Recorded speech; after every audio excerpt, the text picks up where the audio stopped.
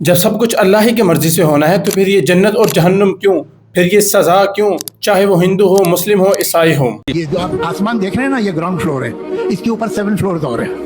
7 floor पे जो paint house है उसमें गॉड रहता है। तो अगर तुम्हारी मर्जी के बिना पत्ता नहीं हिलता तो फिर ये जो दुनिया में इतना अन्याय है, दुनिया में इतनी भूख है, इतनी बीमारी है, इतनी मजबूरी है, इतने बलात्कार हैं, इतने हत्याएं हैं, ये इसके सामने हो रहे हैं। ये चाहे तो रोक सकता है लेकिन ये होने देता है। और ये मुझसे पूछेगा, इसकी मजाल होगी कि मुझसे पूछेगा कि तुमने क्या किया दुनिया में। मैं पूछूंगा अगर ये निकला कि भाई तुमने क्या किया था। देखिए, ये सवाल हर इंसान के जहन में आता है और इवन मेरे जहन में यही सवाल आता था कि जब सब कुछ अल्लाह ही की मर्ज़ी से होना है, जब सब कुछ अल्लाह ही की मर्ज़ी से होता है तो फिर इंसान गुनाह करे, चाहे नेकी करे, कुछ भी करे तो उसकी सज़ा उसे क्यों मिले।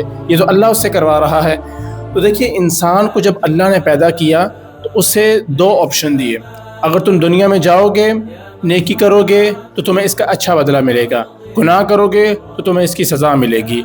आपको अल्लाह फोर्स नहीं कर रहा कि आप मस्जिद में जाएं और आपने नमाज ही पढ़नी है, या आपको अल्लाह फोर्स नहीं कर रहा कि आप जाएं और शराब पिएं, जुआ खेलें, या फिर ज़िना करें, या फिर आप किसी को कत्ल कर दें। ये अल्लाह का ऑप्शन नहीं, ये आपका ऑप्शन है।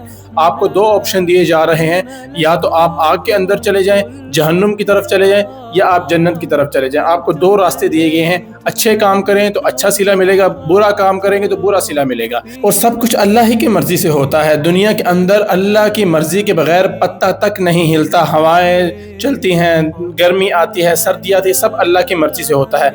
मगर इंसान के काम जो है वो उसका खुद जिम्मेदार है। ये ऑप्शन अल्लाह ने पहले ही क्लियर कर दिया है। अच्छे काम करो, अच्छा बदला मिलेगा, बुरा काम करोगे तो बुरा बदला मिलेगा। ये अल्लाह ने पहले ही वार्निंग दी हुई है हमें।